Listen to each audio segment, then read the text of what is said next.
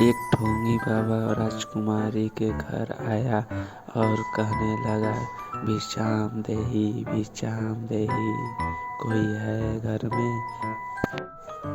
राजकुमारी साधु से कहने लगी, बाबा क्या चाहिए आपको? इस समय तो मेरे पति घर पर नहीं है, आपको मैं कैसे कुछ भी दे सकती हूँ। साधु कहने लगा, हे बेटी, तुम ऐसे क्यों बोल रही हो? तुम अपने हाथों से कुछ भी लाओगी, मैं ले लूँगा। राजकुमारी घर में से कुछ भोजन लाई और अपने सामने रख कर बाबा से कहने लगी, बाबा आइए और अपना भोजन ग्रहण कीजिए। राजकुमारी कहने लगी, बाबा आइए और बैठकर भोजन कीजिए।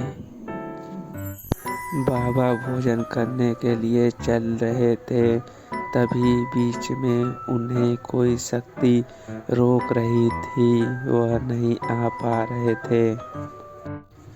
बाबा राजकुमारी से कहने लगे, हे बेटी, मैं उस पार आ नहीं पा रहा हूँ, यह कौन सी माया है जो मुझे रोक रही है उस पार आने से?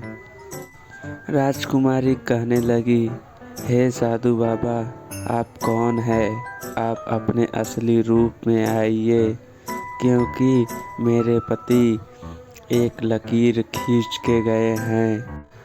यदि कोई दुष्ट व्यक्ति जिसके मन में खोट होगा, वह इस लकीर को पार नहीं कर पाएगा। यह बात मेरे पति ने मुझे बताई है। बाबा आप बताइए, असल में आप है कौन? आप अपने असली रूप में आइए और मुझे बताइए आप है कौन?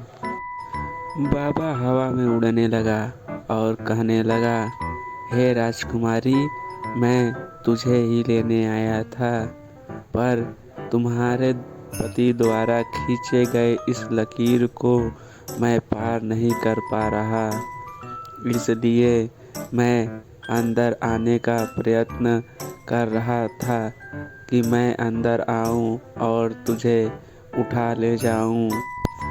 जब साधु बाबा लकीर को पार नहीं कर पा रहा था, तो अब वह अपने असली रूप में आ जाता है। वह एक राक्षस बन जाता है और कहने लगा, हे राजकुमारी, तुम बाहर आओ, नहीं तो मैं तुम्हें मार डालूंगा, तुम बाहर आओ। राजकुमारी राक्षस से कहने लगी, हे राक्षस, मैं यदि बाहर आऊंगी तो तुम मुझे मारकर खा नहीं जाओगे, तुम मुझे उठा नहीं ले जाओगे।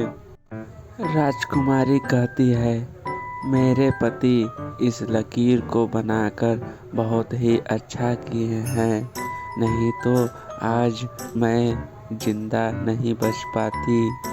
इस राक्षस की हिम्मत तो देखो, यह बार बार प्रयत्न कर रहा है। मुझे लगता है कि मुझे अपना अस्त्र निकालना पड़ेगा इस राक्षस को मारने के लिए, पर मैं तो उस पार जा ही नहीं सकती। राजकुमारी कहती है, तो क्या हुआ?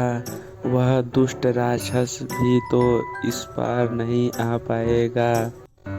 वह दुष्ट राक्षस अपनी पूरी ताकत से उस लकीर को पार करने की कोशिश करने लगा। उस लकीर में से जो तेज शक्ति निकल रही थी, उससे वह राक्षस मारा गया और राजकुमारी धीरे धीरे अपने घर में जाने लगी। इस कहानी से हमें यह शिक्षा मिलती है कि यूं ही किसी पर विश्वास नहीं कर लेना।